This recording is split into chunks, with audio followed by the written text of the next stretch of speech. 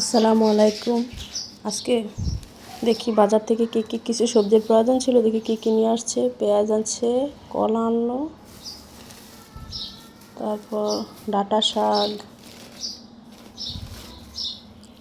Tomato, মিষ্টি কুমড়া, ধনেপাতা, করলা, ভেন্ডি একসাথে।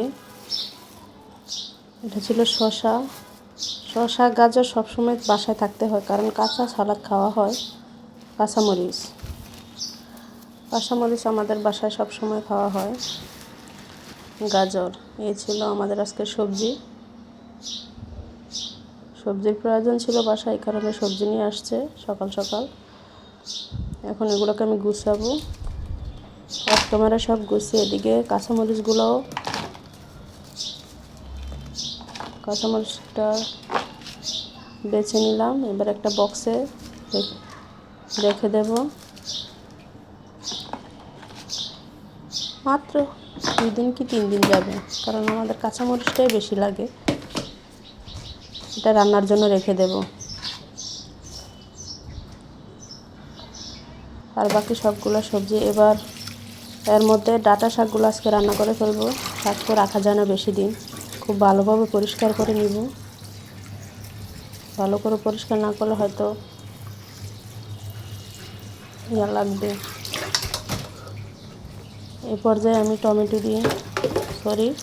মিষ্টি কুমড়া দিয়ে মাছ দিয়ে রান্না করব। শোল মাছ আছে, গ্রামের বাড়ি থেকে শোল মাছ পাঠাইছে।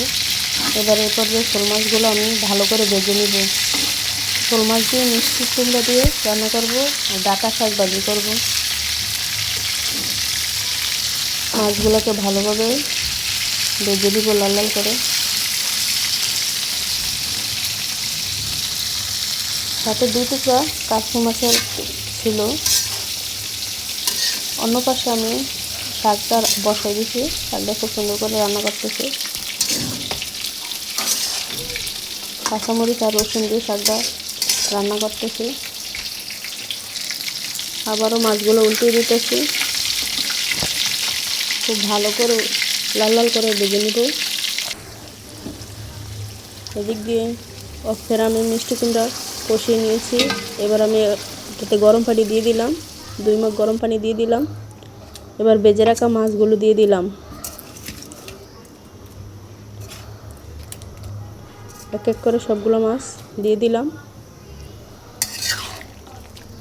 এবার একটু নাড়িয়ে মাছগুলো নিচে দিয়ে দিব সুন্দর করে। উপর দিয়ে ধনেপাতা কুচি ছড়িয়ে দিলাম। এবার ঢাকনা দিয়ে ঢেকে দিলাম। কিছুক্ষণ পর ঢাকনা খুলে তরকারি ফাইনাল হয়ে আসলো। এবার আমি একটা বাটিতে বেড়ে নিয়ে টেবিলের উপর রেখে দেব, কারণ কিছুক্ষণ পর আমরা সবাই পরিবেশন করব শাক। এই যে ডাঁটা শাক ভাজি, আর এটা হলো মিষ্টি কুমড়া দিয়ে শোল মাছ। কেমন হলো আমার আজকের কাজগুলি সবাই জানাবেন কমেন্টের মাধ্যমে। যদি ভুল হয়ে থাকে প্লিজ ক্ষমা করে দিবেন।